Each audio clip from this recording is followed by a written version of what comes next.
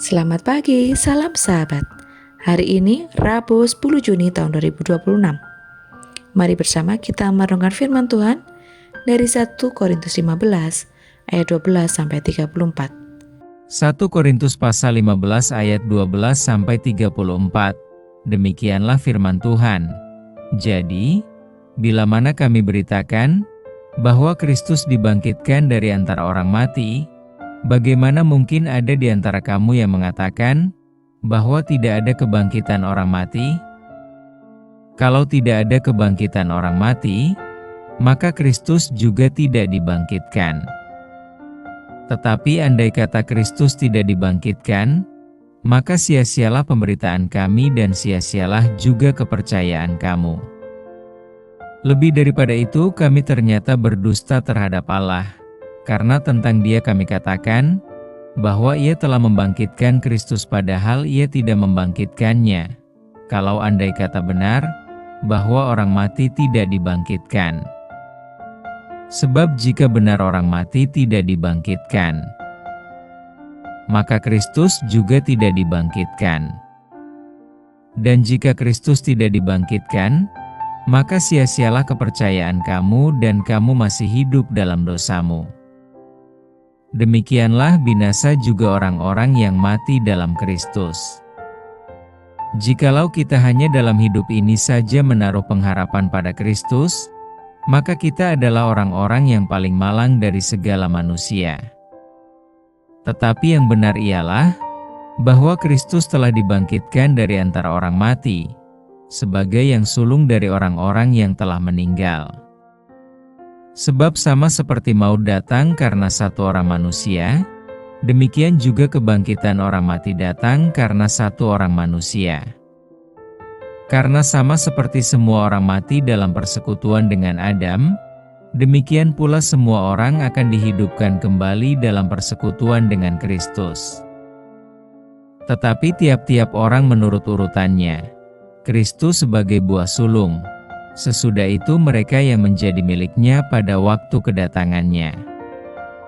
Kemudian tiba kesudahannya, yaitu bila mana Ia menyerahkan kerajaan kepada Allah Bapa, sesudah Ia membinasakan segala pemerintahan, kekuasaan dan kekuatan.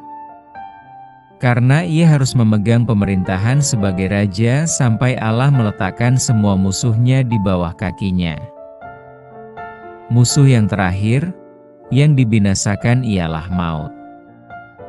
Sebab segala sesuatu telah ditaklukkannya di bawah kakinya.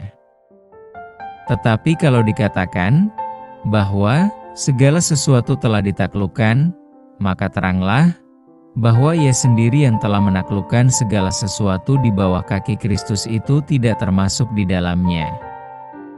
Tetapi kalau segala sesuatu telah ditaklukkan di bawah Kristus, maka Ia sendiri sebagai anak akan menaklukkan dirinya di bawah Dia, yang telah menaklukkan segala sesuatu di bawahnya, supaya Allah menjadi semua di dalam semua.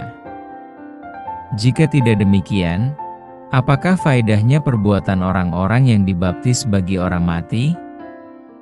Kalau orang mati sama sekali tidak dibangkitkan, mengapa mereka mau dibaptis bagi orang-orang yang telah meninggal?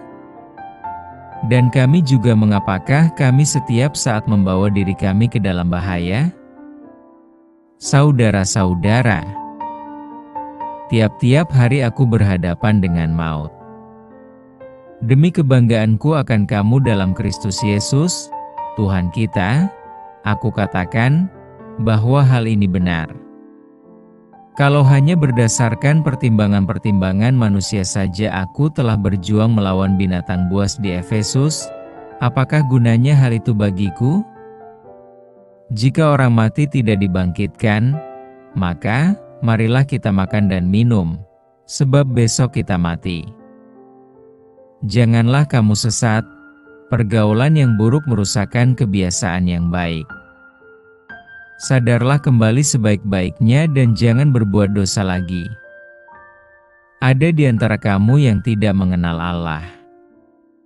Hal ini kukatakan, supaya kamu merasa malu. Kebangkitan Kristus tidak sia-sia. Bayangkan, Apa jadinya bila seseorang berjuang hingga mengorbankan segalanya demi sesuatu yang ternyata tidak pernah ada? Pasti itu terasa sia-sia dan menyakitkan. Itulah yang Paulus sampaikan kepada jemaat di Korintus. Tanpa kebangkitan Kristus, seluruh pondasi iman Kristen akan runtuh di ayat 14-15. Kita tetap terikat dalam dosa dan tidak ada pengharapan setelah kematian. Kita hanyalah sekumpulan orang yang tertipu oleh harapan kosong.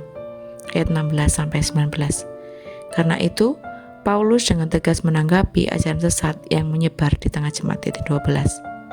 Kebangkitan Kristus membuktikan bahwa maut telah dikalahkan dan hidup kekal bukan sekedar ilusi, melainkan janji yang pasti bagi semua orang percaya di 20-23. Inilah jaminan bahwa mereka yang percaya kepada Kristus tidak akan binasa, melainkan dibangkitkan untuk hidup dalam kemuliaan bersamanya. Kebenaran ini bukan hanya untuk diketahui, tapi untuk dihidupi. Kebangkitan Kristus harus berdampak pada cara kita menjalani hidup. Bagaimana caranya? Paulus menasihati kita agar kita tidak lagi hidup dalam dosa, di ayat 33-34. Hal itu karena kita telah dibangkitkan ke dalam kehidupan yang baru melalui kebangkitan Kristus yang menuntun kita kepada pertobatan, hati yang kudus, dan semangat untuk melayani. Itulah iman yang sejati. Iman kepada Kristus yang telah bangkit juga memberi kita harapan yang teguh di tengah kesulitan, kedukaan, atau ketidakpastian hidup.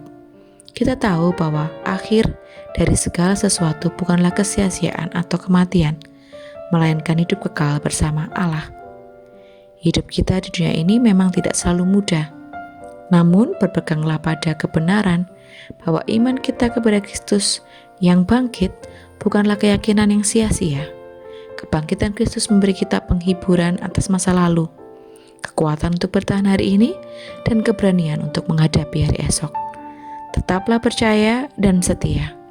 Jangan biarkan iman dan kesetiaan kita kepada Kristus goyah. Tetaplah kuat dan giat dalam pekerjaan Tuhan, sebab jerih payah kita tidak akan sia-sia.